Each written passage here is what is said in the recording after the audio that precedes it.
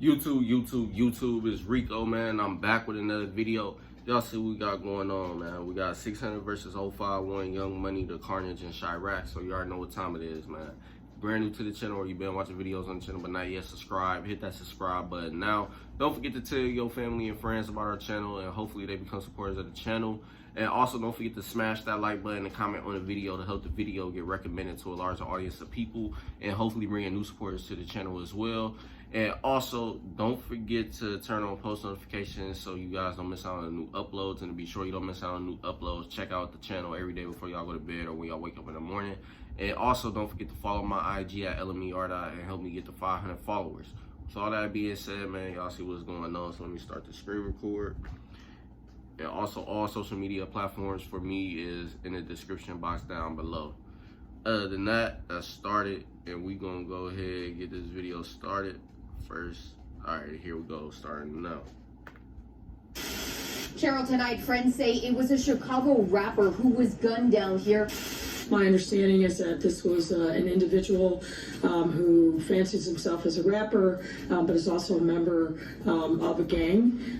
There's been an ongoing conflict between his gang and another. Chicago faces an epidemic of gun violence. This year alone, more than 2,100 people have been shot, more than 400 killed. Then this breezy want to be on IG talking about stoppers on the way doing 150 miles per hour. Why you went there yesterday with the stoppers? Talk about then what Memo saying? I call up 46, they'll wipe your nose. Well, that's what he said, PD. In the comments, I don't know if those is really real people or if they fans or whatever, but y'all gotta, that cheerleading stuff, it's just lame, bro. Like, some of y'all really don't even be involved in what's going on in these real situations and shit. Y'all really be wanting these people to just be super crazy disrespectful towards other people and stuff, and want them to diss the dead and stuff like that. That's weird, bro. I don't care what nobody's saying. Like, at the end of the day, if you ain't really involved in situations, you shouldn't be on no type of weird time like that, man. Like, that don't make you look cool or anything. Like, that just make you look crazy and delusional and shit like that. I know you want to be fans of certain people and all, but at the end of the day, y'all should still know right from wrong and stuff. And what y'all doing really ain't nowhere close to right. And on top of that, it's just lame. It just don't make no sense that y'all really want somebody to make a song about a dead person or talking about somebody crying over a dead person and stuff. Like, okay, like what does that do? Like, who don't cry over a dead person that they've been cool with or known for the majority of their life and stuff like that and grew up with and shit?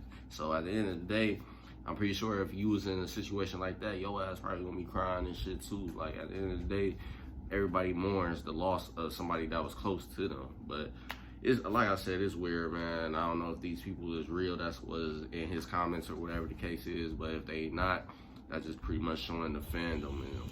But it is what it is. Let's continue on. Hey, let's do all 50 first. Turn the body down. What up, gang? Back with the real. You know what's the deal. We covered a lot about the gang war between rappers that's been dividing the streets. History just keep repeating itself as one loses his life, another plots revenge, and the get back gets locked in rotation. One of the most intense street beefs is a perfect example of this cycle of death and revenge. 051 Young Money and 600 a Chiraq have been locked in an ongoing beef that keep going back and forth on the scoreboard. These savages shoot bullets, and the basket is another's life. The streets is the court, and the game just never ends. Let's take a deeper look into the dynamics of the notorious 600 versus 051 Young Money beef. Chicago has a number of different gang sections based on the location of your hood. The crazy thing about all that's happening is that they so close to each other, even most of them growing up friends, going to the same school. But the hood has rules, and sadly, it's passed down from one generation to the next instead of trying to break it and bring unity. And I always said that, man, like, beefs like these go on damn near lifelong because of the simple fact the people that started it, once they are gone or getting older or whatever the case is, you got kids that's growing up into these beefs because of the simple fact, your cousin or uncle or friend was killed in this situation and stuff, and now they feel like it's part of their life to grow up and continue to cycle and get revenge and stuff and retaliate and just keep the cycle going, because at the end of the day, once a person get killed, that's automatically the start of another beef to, well, not even another beef, but the beef to keep going, add more fuel to the flames and shit like that. So it's just a repeating cycle, and the way I look at it, man, the street shit is not gonna ever probably go away ever.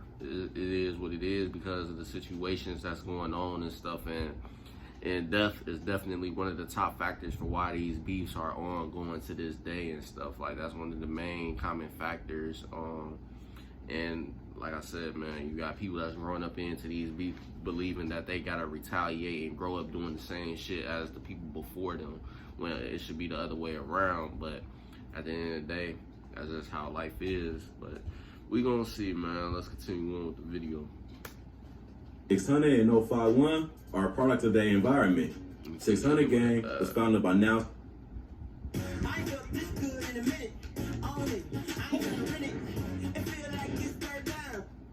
slain members D-Thang and Lil Boo. The clique of savages eventually grew to have dominant members like L.A. Capone, R.I.P., Rondonumbanine, Booka, Edai, Memo 600, Just Blow, D Rose, cdai, and Lil Steve, R.I.P., and resides on 60th and King Drive. 051 was a faction of the Mickey Cobra set, but was labeled a renegade gang for their independent and reckless movement. They was located more on the north of 600 at 51st Street in Cottage Grove, and is made up of notable members like 051 Melly, R.I.P., Drilla, Rose, Lil Mark, R.I.P., Kiddo, Aero, Uchi, Fathead, R.I.P., Montana, and T Streets, R.I.P. What escalated the beef and set off the chain reaction to what took countless lives, and to this day still strike fear throughout Chiraq, was the hit on 051 member T Streets in 2011. The trigger man who caught Streets lacking was M-Thang of 600. This kick-started the intense get-back between the two camps, of which many more fell after Streets lost his life. The top shooter of 051, the Chiraq gravedigger, Melly, wasn't gonna stand for the loss of his homie. 051 Melly and Kiddo. See, perfect example of that. You lose somebody, and that just warrants a beef. Simple. At the end of the day, murdering just only brings in more hate and stuff like this to continue on and shit. So that's why I said the streets ain't never really gonna go away, man, because of the way the people in mindsets and all that work is just, hey, imagine you in their shoes at the end of the day, because y'all can say, oh, y'all shouldn't do this, y'all shouldn't do that, but imagine being in their shoes. One of your close people get killed, what you think you gonna want to do? You gonna want the police or them to get put in jail? Possibly, but at the end of the day, you're still gonna have the urge to want to go get revenge and stuff like that. And sometimes that urge is just greater than the real justice reality of it all. That's supposed to be the justice system and all that. You want to see these people go to jail. You want to see these people rot in prison. But the urge to kill and get revenge, et cetera, is just always sometimes greater. And that's just the way it is nowadays. But other than that, let's continue on. Are credited as the ones that will retaliate on 600 and avenge they bro T Streets. On February 2nd, 2012, 600 Shaq will be murked on the 5900 block of South Calumet Avenue in Washington Park when he got going outside of a party to take a piss. He was pronounced dead on the scene with multiple bullet wounds when officials arrived. Melly would taunt his passing later, talking about the details of the hit to his niece.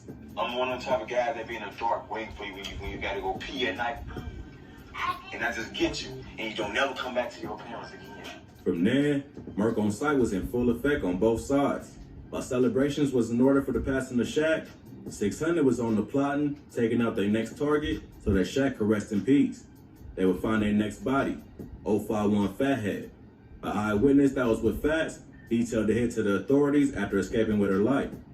She and Fats was heading to the corner store at 69th Street and Emerald when she saw a newer model light gray van with both driver and passenger staring their direction. The van proceeded northbound on Union toward 69th Street as the witness, along with Fats, headed westbound on 70th Street. That's when the black male in the hooded sweatshirt, whom she recognized as the passenger of the van, murked Fats from behind. The witness stated that at that point, she ran, and when looking back, she saw Fats on the ground with the shooter standing above him before offloading the clip. Fats lost his life in a gruesome manner, and soon, the eyewitness, who would be rumored as his cousin Erica, would let the cat out the bag about what's what.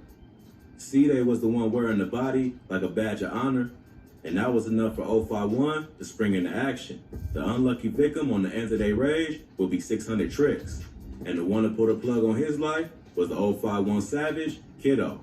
Tricks was murked with the quickness, thinking he could talk greasy to Kiddo and get away with it after they already lost their boy Fats.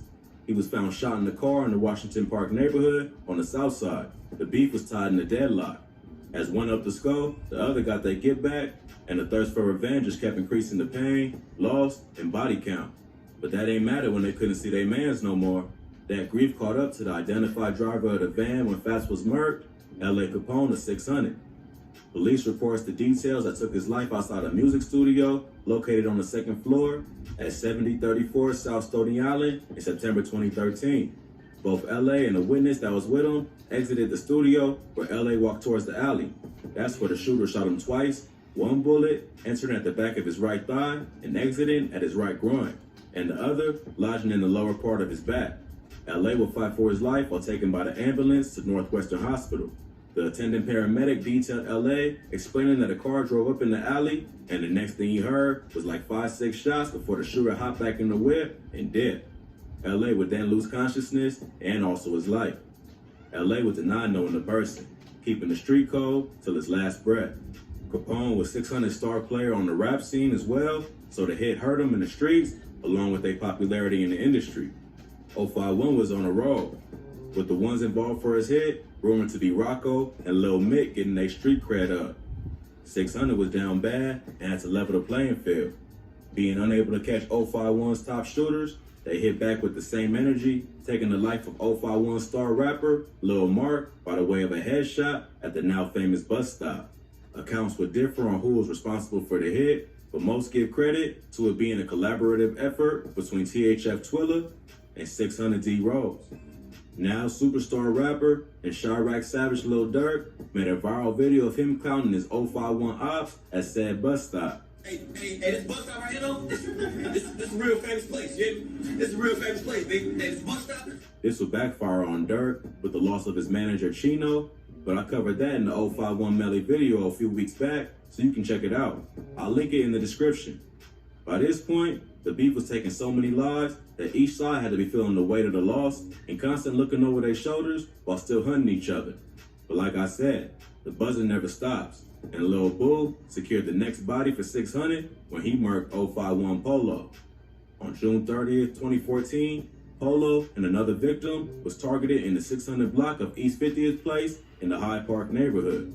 A 40-year-old resident of the area recalled hearing loud cracks, which him and his wife assumed to be the breaking of a tree branch. But upon hearing yelling, he would go outside to see the leaking Polo with bullet wounds to the chest. His wife would call the ambulance while he was holding Polo's hand, trying to keep him in the world of the living. Unfortunately, Polo lost the fight and passed away on the scene. The other victim would survive a shot wound to the arm. Police reports state that there was an exchange of words with persons inside the van before bullets began flying from the van. By this point, I damn near lost track of all the bodies between the two, but we've got one last hit that was carried out by 051 on 600. 051 Uchi would achieve the feat of catching head honcho 600 Lil Boo lacking, securing a huge win in the 051 vs 600 beef. That placed a huge dent in 600's armor, and they haven't been able to recover since. With many of the shooters between the two either being incarcerated or murked, the rate at which bodies was dropping have near come to a halt. Hopefully, it's the sign of an end to their long-standing and bloody beef, but with more ops joining the battlefield, even if they find unity between each other, they'll have other rivals to protect from and retaliate on. RIP to all that were lost, and I hope some sense of peace is found by those who lost them. Yeah, man, that's pretty much the end of the video. But I just go to show you, man, like, these beefs, once you get people killed and stuff, it's just gonna be too many people that's gonna fall behind and try to get revenge and retaliate and stuff like that, and keep the cycle going. And it's gonna be kids growing up into the same situation and seeing what's going on before them. Now they feel like they gotta do the same thing and keep that cycle going, and it's just a repeating cycle for down there the rest of life, pretty much, at the end of the day, or pretty much the rest of their life cycles. So at the end of the day, this is just insight to why the violence is the way it is, man. Because at the end of the day, like I said, you gotta imagine yourself in their shoes. You lose a close family member or a friend or whatever, etc., etc. Imagine how you would be feeling if somebody took that person away from you. You don't want to see those other people hurt just like you. So that's just the real reality of it all. So at the end of the day, man, don't judge too much. I know, yeah, it's bad, but at the end of the day, don't say nothing like, oh, y'all just crazy as hell, y'all deserve to be locked up or rot, whatever, etc., etc. Because at the end of the day, if you was in that situation, you would probably be urged to do the same things that they doing and stuff, and you'll really feel where they coming from, even though we know it's not right. But at the end of the day, because we're human beings, the way our emotions and everything work, sometimes they get the best of you. So at the end of the day, just remember, if you had lost somebody like they did, what would you do?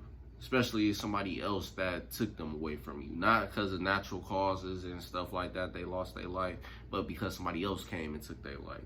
Just imagine. Other than that, man, that's pretty much the end of this video, man. I'm not going to drag it on too long. If you guys enjoyed my reaction to this video, make sure you leave a like, comment, and subscribe. If you're brand new to the channel, don't forget to tell your family and friends about our channel. Hopefully they become supporters of the channel. And also, don't forget to turn on post notifications so you guys don't miss out on new uploads on the channel. And be sure you don't miss out on the new uploads. Check out our channel every day before y'all go to bed or when y'all wake up in the morning. And also, don't forget to follow my IG at LMERico and we get to 500 followers. With that being said, that's officially the end of the video, and I'm going to catch y'all later on with more. Peace.